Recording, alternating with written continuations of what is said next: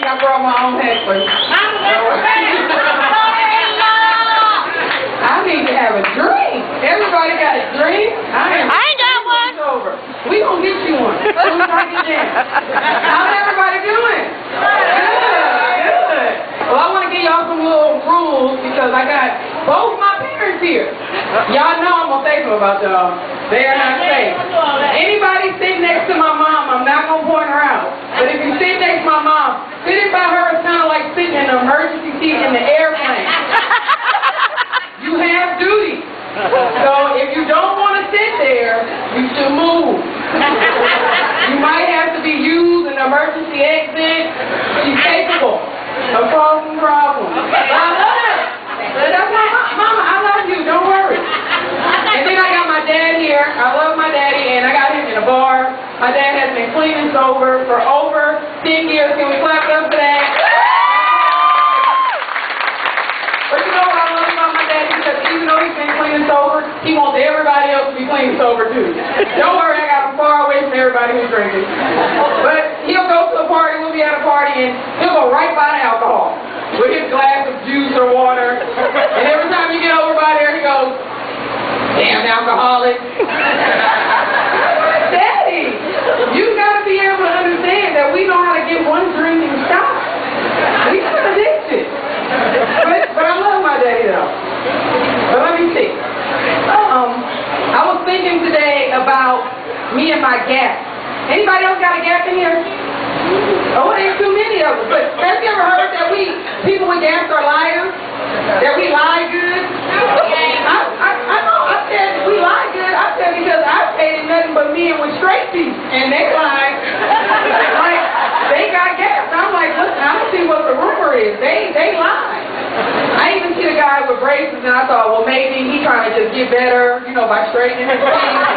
Because maybe the gap was causing him to be mean, but it's not. People with gaps, we don't lie. And then they always try to say, people look at me and see, Juan, I love Juan, because Juan makes me feel like I'm like extra thick. And I know I'm not, because as soon as somebody that is thick come by me, I'm skinny. And it's okay. I have adjusted to being skinny. I just wish people stop judging me. Have you ever just felt judged? Like you walk into a room and somebody looking at what you got on or how you look. People always judging me. So I got a lot of big friends. They big girls. They ain't got no problem being big girls. But the reason why I get clapping up is I roll with other big girls because they like to eat. I like to eat. So, and I actually want to say shout out to all my little skinny sisters in here. It's a couple of us. Our race is dying. We got to hold fast and stick together. Because skinny people, they come up 30 is new 20, no, fat is new skinny. Because everybody is getting fat. And it ain't pretty hot and tempting. It's just fat. But it's like, I love rolling with big girls, like I said, because I like to eat. But people always judge you like, well, you small, you don't eat, you exercise. No, I like to eat, but I do exercise. And I like, stop watching me on my lunch break while I sit eating, you go take a walk. Stop wondering why I'm skinny. You can't be like me. Let me do what I do. It's like, don't judge the skinny people. I go into Lane Bryant, my friends, because that's where they shop at. And they always talking about big girls. Like I said, I love you. All my friends are big girls. I got maybe one skinny friend. And they go on Victoria's Secret, and I hear big girls all the time, Victoria's Secret be sexist against them and tell them they don't got their size. When I go to Lane Bryant, they do the same thing to me. I don't even get in the door good, but I got eyes like a cylinder in my back. Just cut me in my back. And I go, well, why are you staring at me? So they mess with me, I mess with them back. I go, excuse me, is this a beach towel? And I pick up a pair of panties. And I say, I'm looking for something to take to the beach. I need it to be thick. I'll just go pick up anything, or I like take the panties and fold them, and just put them under my chin and like I can't hear the joke. I ain't bothering nobody. So like, don't bother me. I don't mess with nobody who's being big. Leave me alone. Leave me alone. That's all I'm saying. Let us skinny people be. Anybody here got kids? Yeah. It ain't people with kids. See, us people with kids, we clap real loud because we so happy to get out the house. We so happy to be out. We clap with cheer. We clap with cheer. But I got 3 beautiful kids. That's another thing that did me in trouble for being this small. Thank you. See me later. Whatever that was. But I got 3 beautiful kids. As soon as I walked in the room with 3 kids, I'd be lying saying they're my siblings. Because I don't even want to talk about why I'm this small with 3 kids. I don't know. You have them kids? Yes. You want to see a C-section scar? I'm like, what proof do you need? You don't got stretch marks? I do. I got them just like everybody else. I don't have them hanging out. I understand that I'm involved, but some things you can't divulge to the public. You gotta, put on something that covers it up sometimes. That's all you gotta do. My kids, they are great. I have my youngest son. He is such a blessing. He is such a blessing because he caused me so many problems that I don't ask Jesus the question, is this a test? If anybody go to church, you are familiar with the line, Jesus, are you testing me? Is this a bad day? Are you testing? I don't ask that question. We just try to figure out what the test is today. That's all we do. We try to figure out what is he testing. So he loves to aggravate situations. He's a baby, so I guess babies aggravate. And we were going to a party. My oldest son, he's very straightforward. He doesn't really joke around. We're going to one of his friend's parties. Now, his friend was white. I don't teach my kids to look at people by their skin, size. If they ugly, but you can still play with them. They go down, they don't smell or got germs. We don't worry about that. So we're going to a party, and we stop in Orinda to get a birthday gift. And of course, we get out the car. My oldest son, he looks and he goes, that's why he lives here. And immediately I stop him. I go, hey, what are you thinking? And he said, since his friend was white, the guy over there looked like he should have been the little boy's dad. I said, no, he's just a white man, and there's other white people, and your friend doesn't even live in Orinda. And so I thought we settled that, and he understood that, okay, just because he's white, that don't mean anything. But then there's my baby. And he goes, but Mama, there are white people.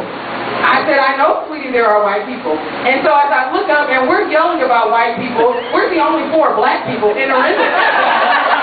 And so, I'm trying to quietly calm them down. I'm like, come on, I know they're white people, but there are a lot of white people, Mama.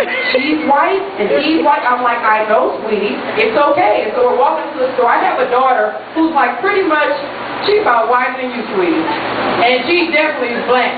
At least the man that I slept with, he looked like he was black. As far as I know, she's black. And she's really, really high yellow, as they say. And so as we going over the whiteness, and this is white and that is white, a young son goes, but she's white. And I'm looking, he's talking about his sister. And I'm like, no, you know what? My child is not white. So now I'm angry, yelling about the white people. And it's me, black, with my 4 black kids. And so I actually got back to work, and I have one of my best friends who I love dearly. He lives in Orinda, and he happens to be white. And I shared with him this story, and guess what he said? Shit, there are a lot of white people in Orinda. And so I can do nothing but laugh. I said, well, I guess my son was trying to teach me a lesson. They're white. He didn't, maybe it was too many for him that day, but it's all good. I love them all kinds, all colors. But yeah, my kids, they are very funny. I'm into this new thing. I'm single. See, I even cut my hair. I'm trying to get a date. I'm trying to look cute. Anybody? I see all these couples in here. When I see couples, I just get kind of sad. I see somebody else for my child. But I get kind of sad when I see couples because I go home. I feel good now being single. But I'm up here, I'm looking all hot. I got everybody looking at me. All the women with your men looking at me.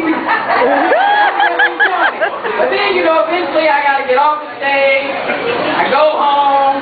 I get in my bed. And anybody who's single, especially if you're twin and you single, got a twin bed and you're single, that's why you're single. But in my case, I don't got a twin bed, so if your bed is big enough to stretch your leg out on as an adult, you get that cold side of the bed, and so you like get in the bed. Anybody who's a couple, you were single before, so you slept like this, or you try to put a big robe on or a big blanket so your little piece will be warm. Find myself in the bed doing this, warming up the other side while your feet spread out in my queen size bed. But it's hard being single because there ain't even no men out here to find. I guess everybody got them. Women nowadays, they actually just settling for somebody. anybody. They just want a man to hold on to because a lot of men, I understand the economy is bad, but you gotta get a job. You gotta do something because what drives me crazy is men who, they look good, got all these good clothes on, they ain't got no job. Then you got the homeless men out here with these signs saying, we'll work for food. My motto is, start working.